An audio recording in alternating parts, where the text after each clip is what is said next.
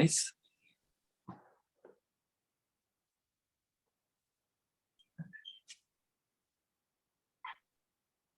Om Sehena Vavatu Seheno Bhunaktu Sehaviriyam Karavavahai Tejasvinavadhitamastuma Vitvishavahai. Om Shanti Shanti Shanti. May God protect both teacher and student. May He nourish us together. May we work together with great energy. May our studies be enlightening. May there be no hate among us. Om, peace, peace, peace. Thank you.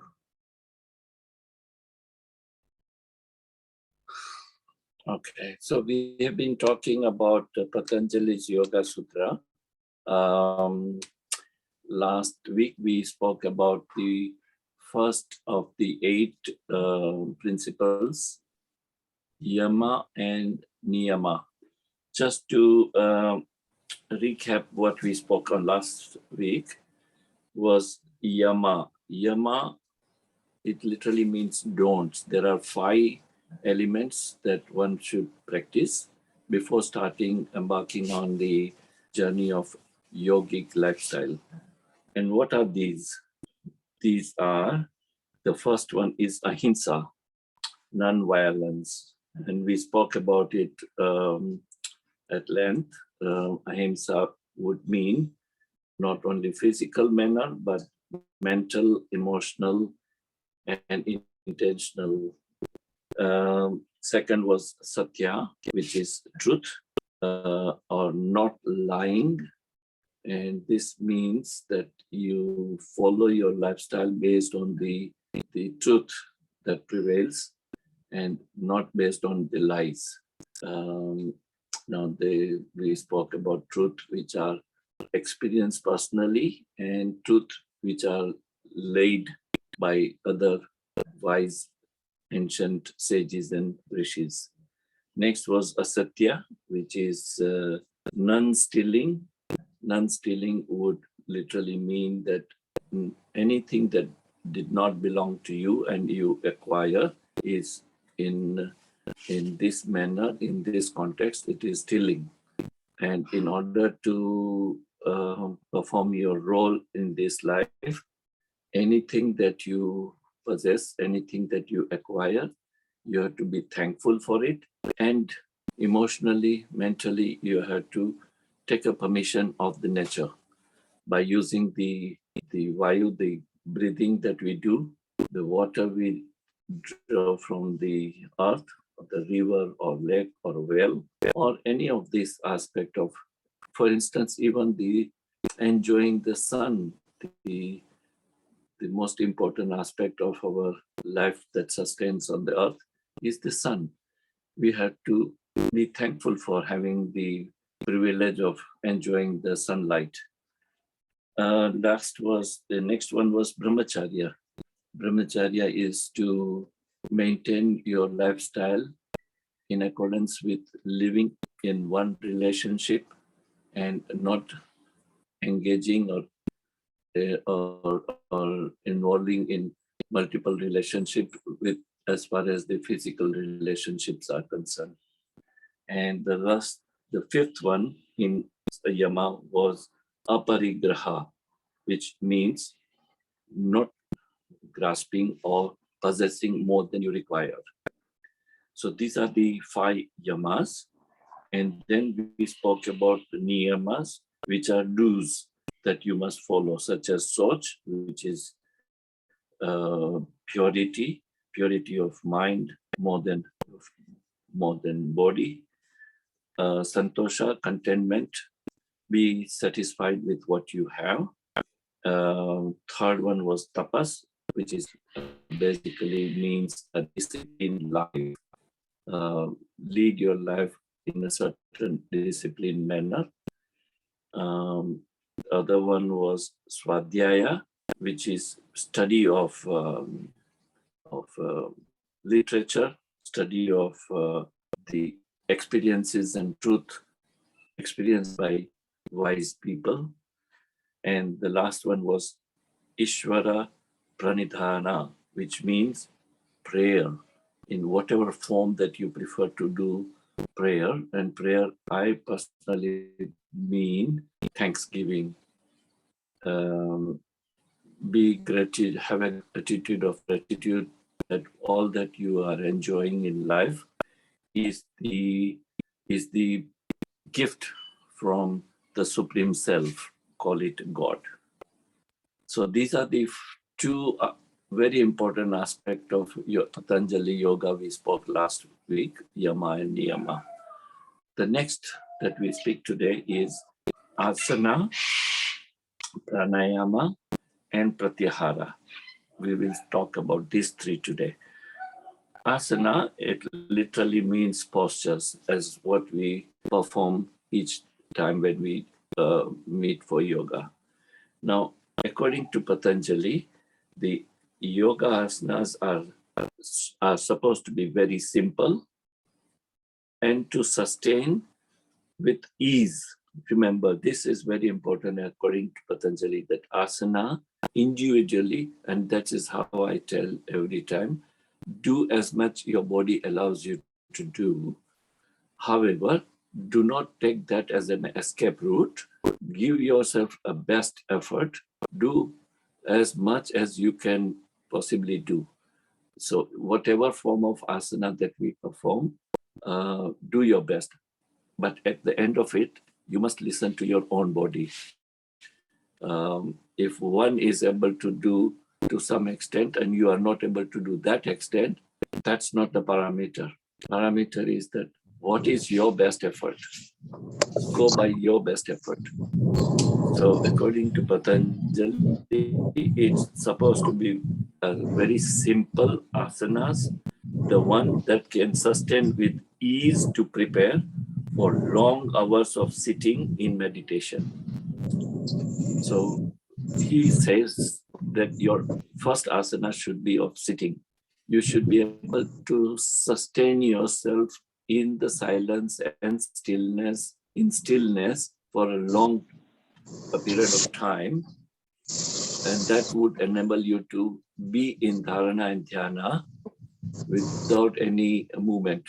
And that itself is an asana. And this is how originally the Patanjali had designed asana. The purpose was only to enable body to sit in stillness for a long point of time. So, and much later, different masters, different teachers, different aspirants have come up with modified postures, asanas. And today we have several asanas that we have been performing. Just to mention here, what we have done so far is not even 5% of the number of asanas that are already designed and performed by many.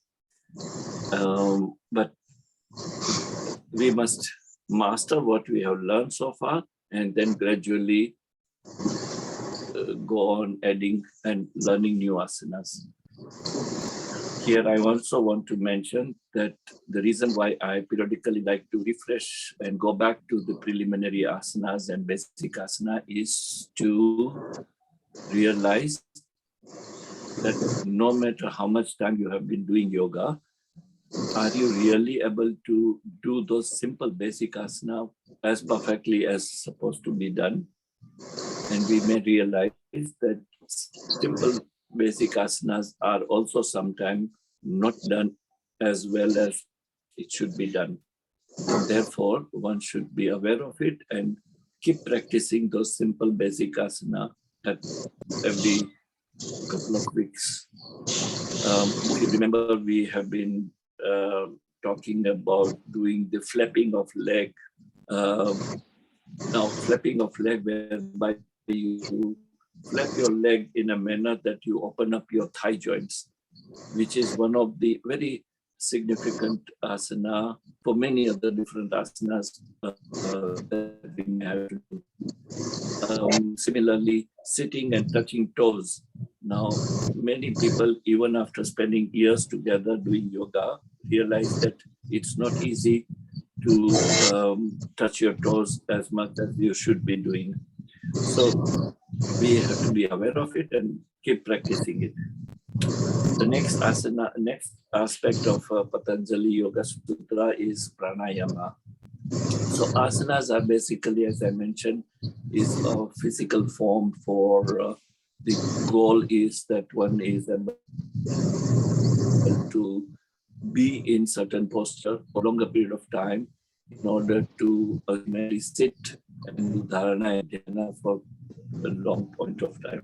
Pranayama, however, is designed for your internal body, your subtle body, which has two purposes. One, it purifies, or rather does the cleansing of your internal organs, and it also purifies your thoughts, your mind. So therefore, the pranayama is considered to be more important than asana in many cases. And what we have been doing is spending more time on asanas and not sufficient time on pranayama, which should change as we progress. I would like to spend more time on pranayama than asana, but in order to do pranayama for a longer time, you should be in position physically to be in certain posture, sitting posture or standing posture to perform the pranayama. Now, as I said, pranayama literally means disciplined breathing to stabilize the modification of your mind or thoughts and improve the condition of your internal organs. Now, as you might have realized that the breathing is closely connected to the central nervous system of the body and stabilize the mind. So this is the reason why each time when we perform pranayama, I like everyone to be acutely alert about the effect of your pranayama. Engage your mind in either chanting or counting, whereby your mind is focused on one point and the pranayama effect is realized. For instance, when we practice Kapalbhati, our intention is to go inward, bring the attention to the movement of your stomach muscles. With each forceful exhalation, your stomach muscles are pulled inward. And that is something that one must observe. And by observing there, by bringing your attention to that region, you are allowing the internal organs to, first it gets clean, the cleansing process is done, and second aspect is it starts performing at its best. Similarly, all other different pranayamas of Ujjayi or Agni Sakriya or any other Brahmari, get mentally involved in your pranayama, and then you realize the significance and the benefit of your practicing pranayama. Third out of 8 principle is Pratihara, which is very crucial, very, very important. Pratihara is actually withdrawing from the attitude of sense gratification. Now, when we say sense gratification, it means knowingly or unknowingly, our activities in our day-to-day life is mostly based on fulfilling our desires. And in other words, gratification of our senses. So you like to eat certain things, and to satisfy the sense of taste, you indulge in overeating, you indulge in eating what you are not supposed to be eating, and that what it means the withdrawal of sense gratification. So it is a taste or a touch or the sight. There are things that you need not see, but you like to see, and it strains your eyes. It affects your ability or your thinking energy and mind. All your senses, all your five senses have certain desires, have certain, let us say, a lust. And unknowingly, unconsciously, our activities are designed to satisfy those desires. So Patanjali says very important is to adopt a lifestyle where you, with awareness, try to withdraw from the activity which is only to satisfy your senses, which is, according to him, calls it withdrawal of the sense from the gratification of the senses. And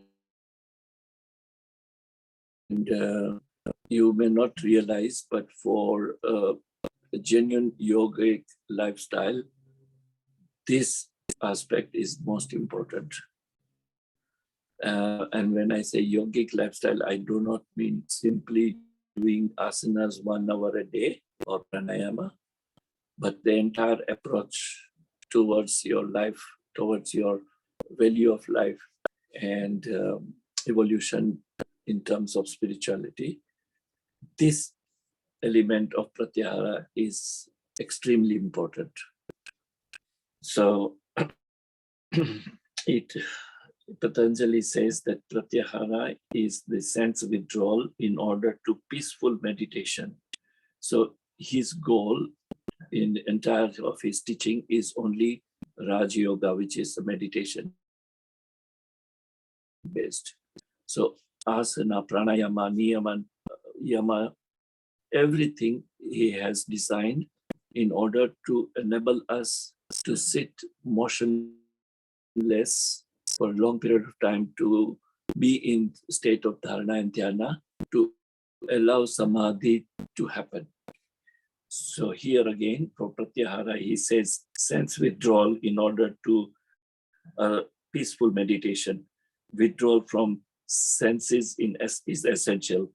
Senses, as I said, taste or hearing, certain things that you may be engaged in dharana and dhyana, but your sense of hearing is occupied by whatever sound that you hear, your attention is shifted. And so you have to develop ability that you are, and this is why, if you remember, one of our pranayama, Brahmari, we plug our ears. The reason for plugging our ears is to practice and to experience what happens when you stop external sound and generate internal sound of Brahmari. And after Brahmari, when you stop, then you see or feel the complete peace. The reason you experience the complete peace is two. One, you have not allowed to be disturbed by external sound. Second, you have generated a sound from within, which is based on certain vibration. And at the end of that sound, because there is no external sound and because the vibrational sound has just stopped and the frequency or the vibration is felt within you. And that is nothing but a peace of realizing the internal sound. So in this case, this is the reason that when you do the Brahmari, what is more important is at the end of Brahmari practice, you should give yourself a time which allows you to experience that peace. So it says the sense of hearing is most important as well. And gratification of all senses must be limited. You must know how, in order to perform your role in life, there are certain activities which are required. However, do not get pulled by your thoughts and mind to engage in activities only to satisfy the desires and sense that you have to satisfy. So this control on senses are very important to practice. And this will allow you to bring the total awareness in dharana and dhyana. And the reason why it allows you to be focused and be aware of dharana continuously for a longer period of time to become a dhyana is because you are withdrawing your sense gratification. When you are withdrawing the activities and the thinking of sense gratification, you are then possibly able to focus on one subject for a longer period of time, and that is the purpose of dharana and dhyana. So I guess we should stop here and contemplate on what we spoke today. And next week we'll speak on dharana, dhyana, and samadhi. So today there are three aspects we spoke about: asana, pranayama, and pratihara. We should have time to debate on it if you like, or if you have any questions or doubt. If not, then we should have time to meditate upon this aspect, what we just spoke.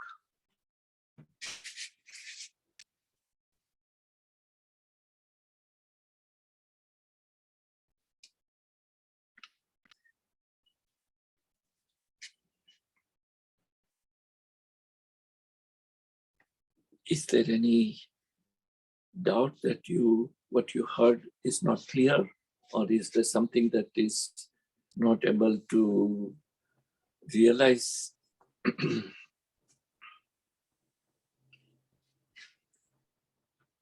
As I said, every time when you do any amount of reading, any subject, or any subject that you listen to, what is more important is give yourself time to contemplate on that.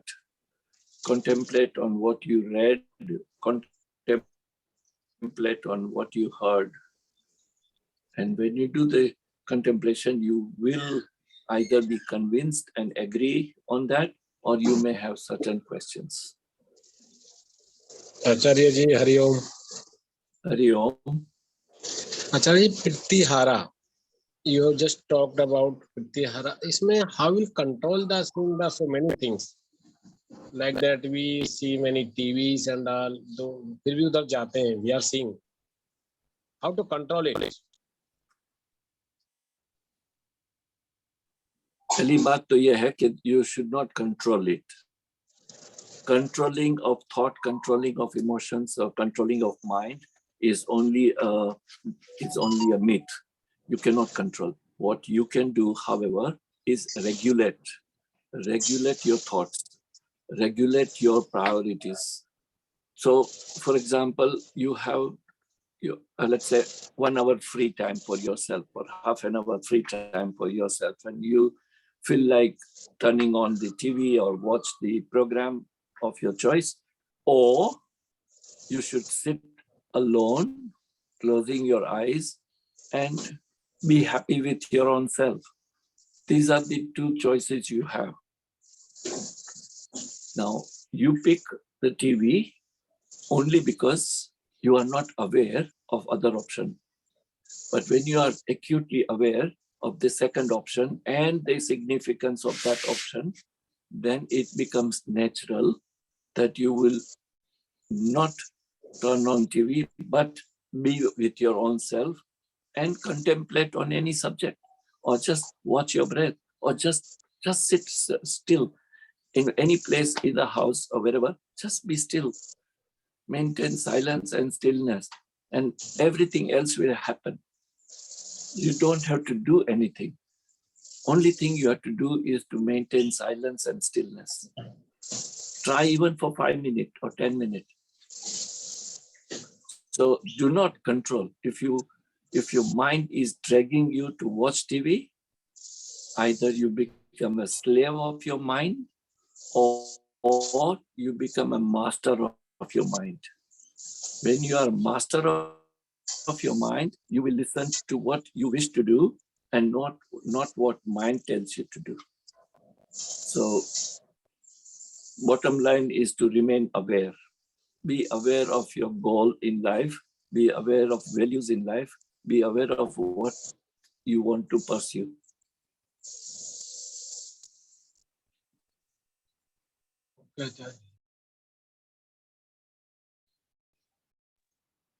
Right, Acharya. Always start with simple things and start experiencing yourself. By me telling you to do certain things or not do certain things has no meaning until you yourself practice it and experience it. Because what I say or what I suggest is based on my experience, which need not be your experience. So bottom line always is to realize yourself, and at the right time, right thing will happen.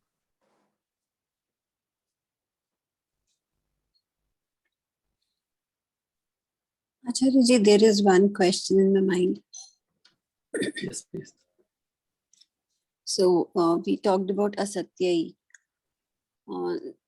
However, there is nothing original as such.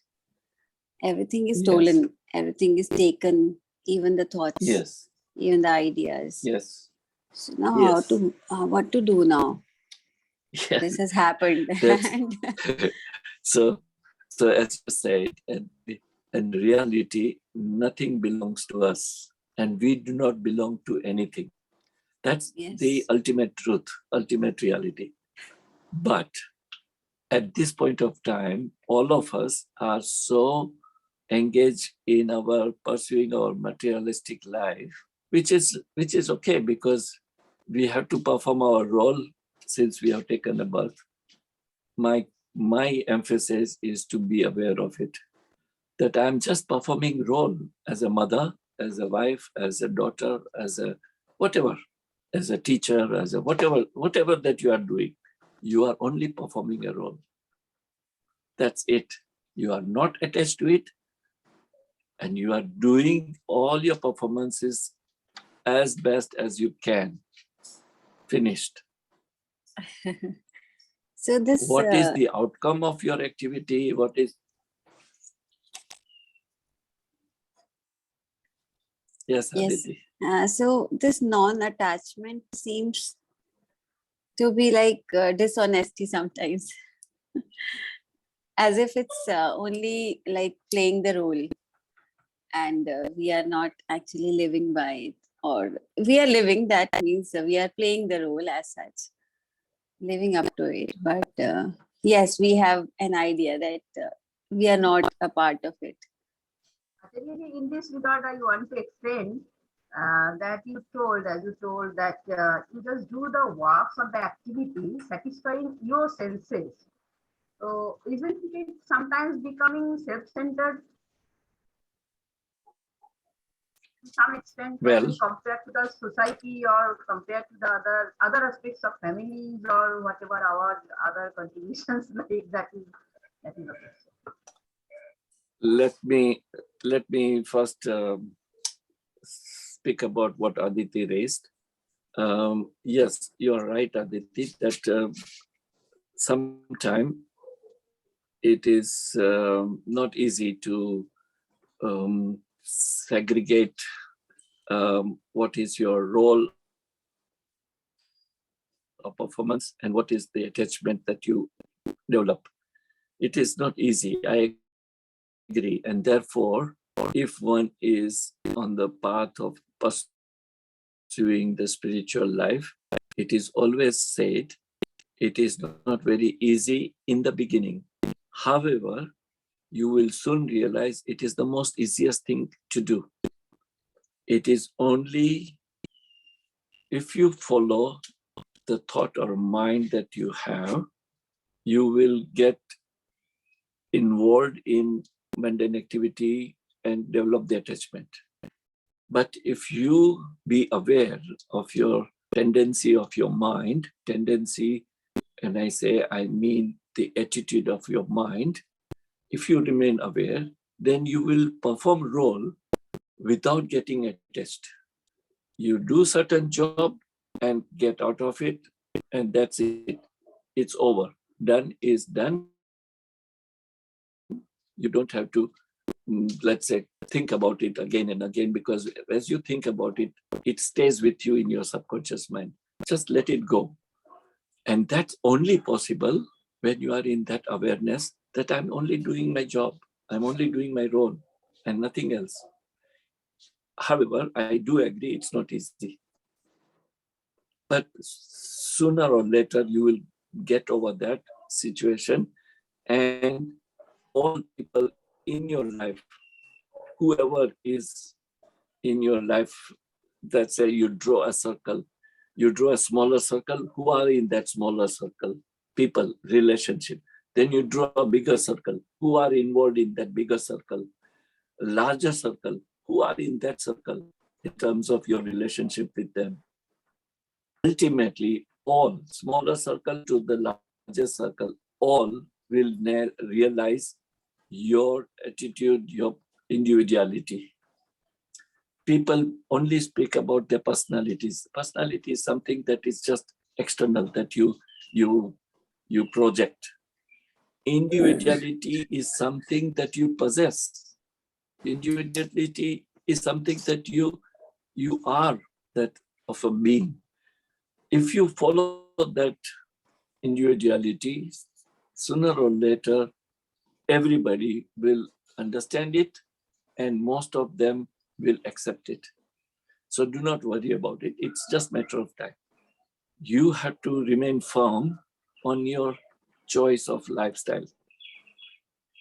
I'm not saying you give up things in life. I'm not saying you stop indulging in pleasures, physical manners, whatever.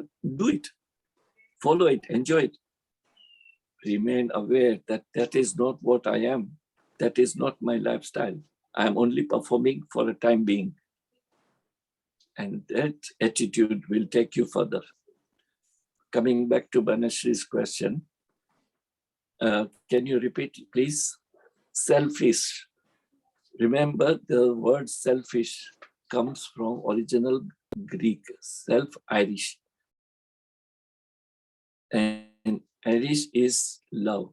Love your own self. Loving your own self is, if it is known as a selfish, let it be. Doesn't matter.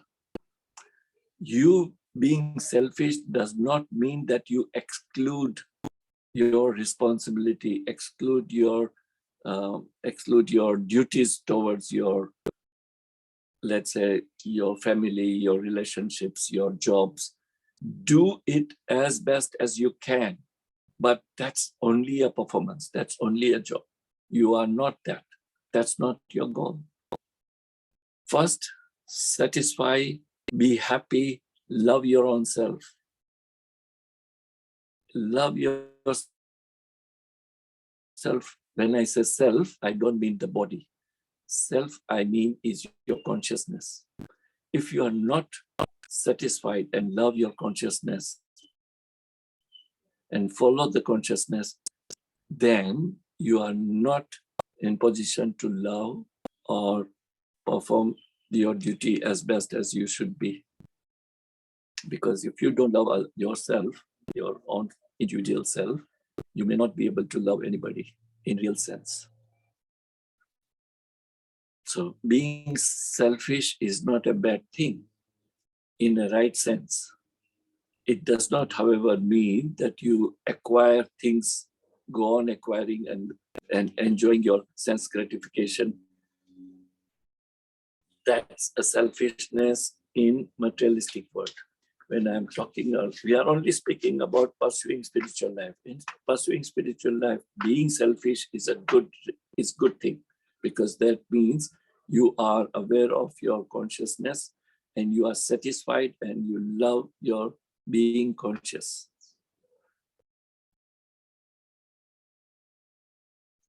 And ultimately, you will realize there is no difference between you and anybody else, because it is the same consciousness that pervades everywhere. And therefore, there is no difference. Therefore, there is no other. But that's the ultimate goal. To start with, just begin with love yourself, satisfy yourself, be happy with your own self. What could be the actual meaning of self-centered? It's just another word in dictionary. Self-centered and selfish is same thing. Self-centered is that you only think of your physical form. You're satisfying your greed, satisfying your lust, satisfying your requirements, your needs. Your needs are always provided, but your requirements, your desires are unlimited. And when you engage yourself all the time in satisfying your needs and your requirements and desires, you are at the cost of everybody around you, is self-centered.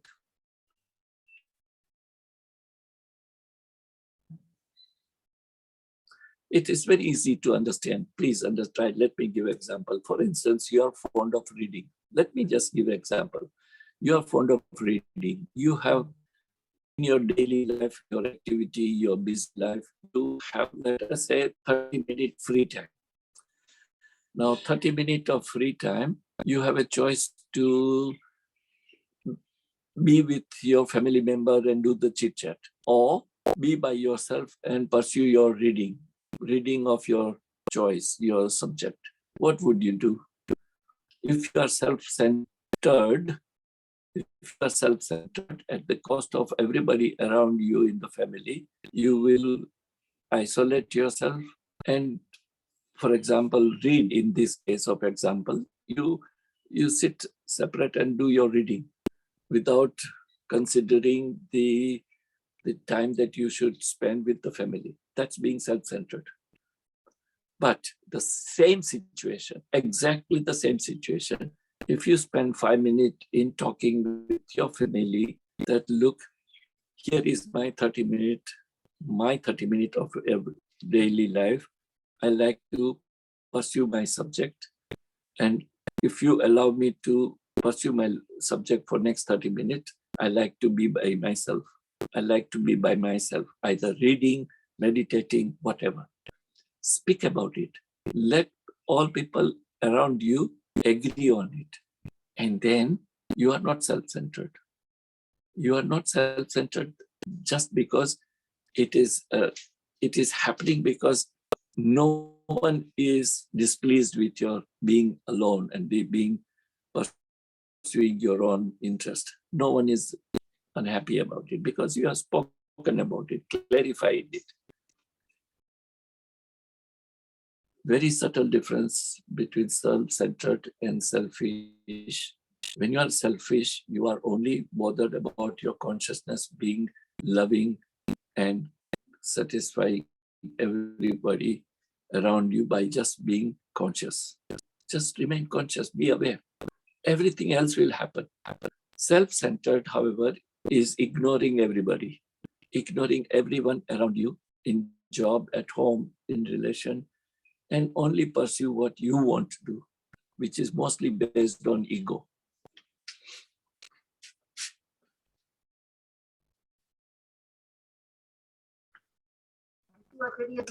Thank you, Acharya. It was required. It was very much required because frequently used word, but actually we don't know in our practical life what is.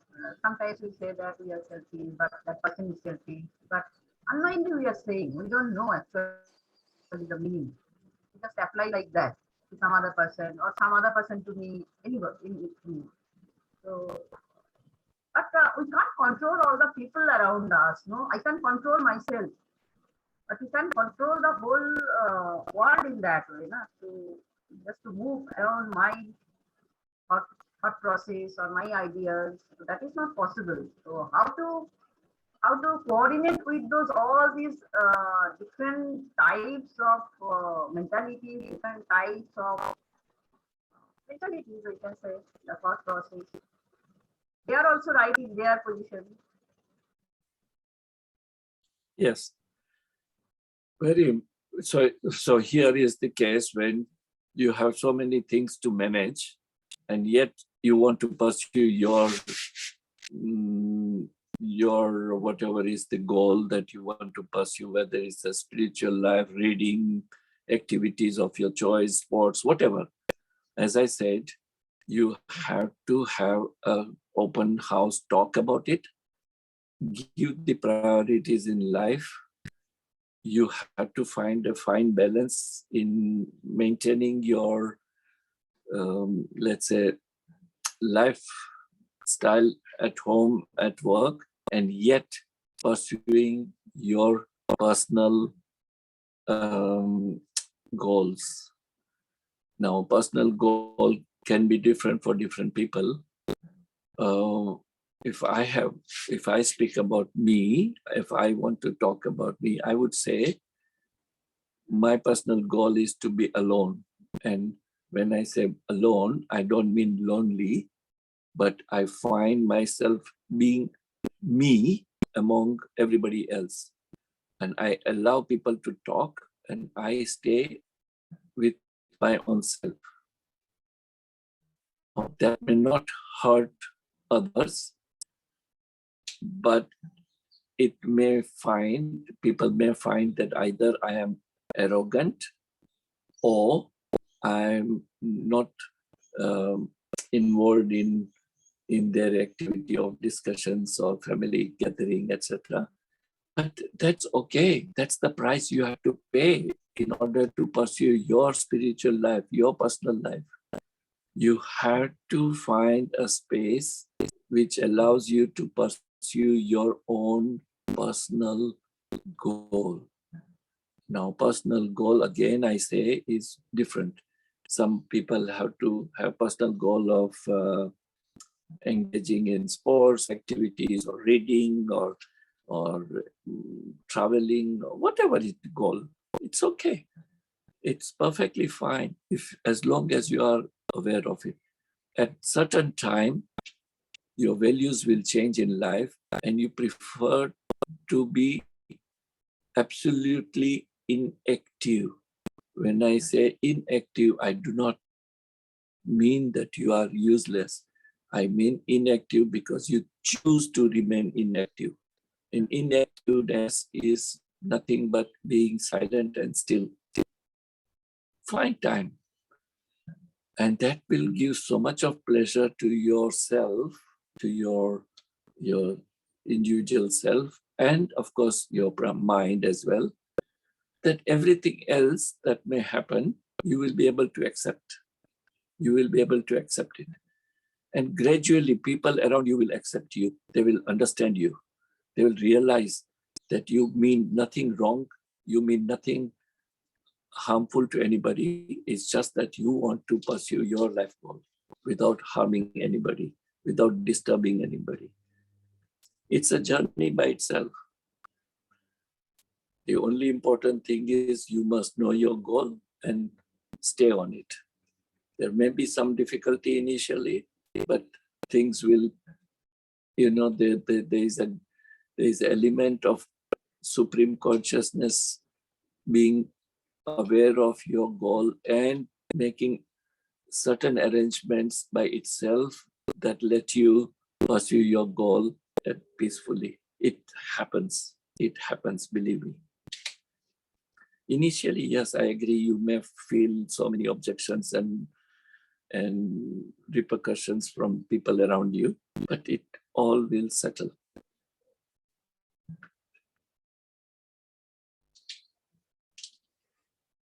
So I guess it's time we should close our eyes for next 5 minutes and just whatever that you have heard, whatever that you understood, whatever is your own understanding, just contemplate, just think about it. Be still and silent.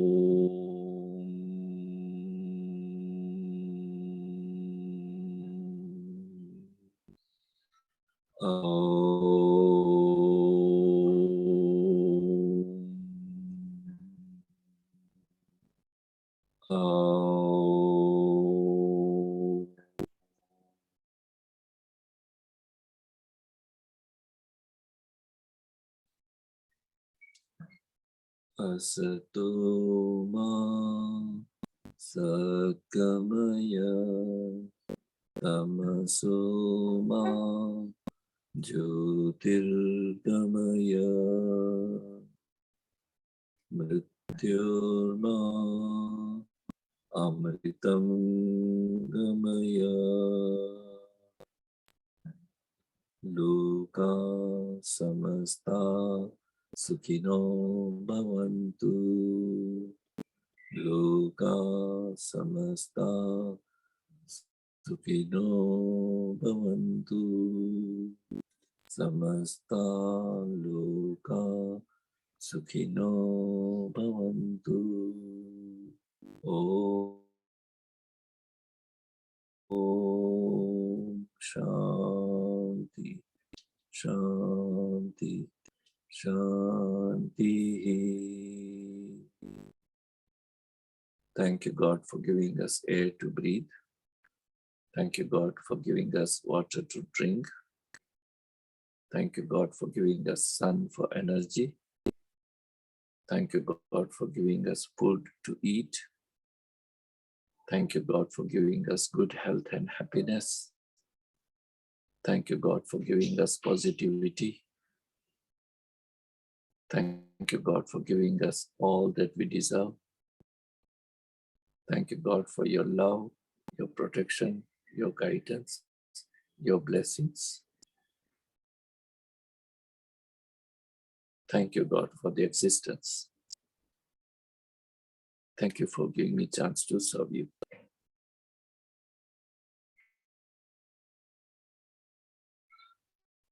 Thank you. Thank you. I wish you have a good time, good day, and see you on Saturday. Yes, Acharya. Thank you so very much. Thank you, Thank you Acharya. very much. Thank you. Thank you, Acharya. Thank you.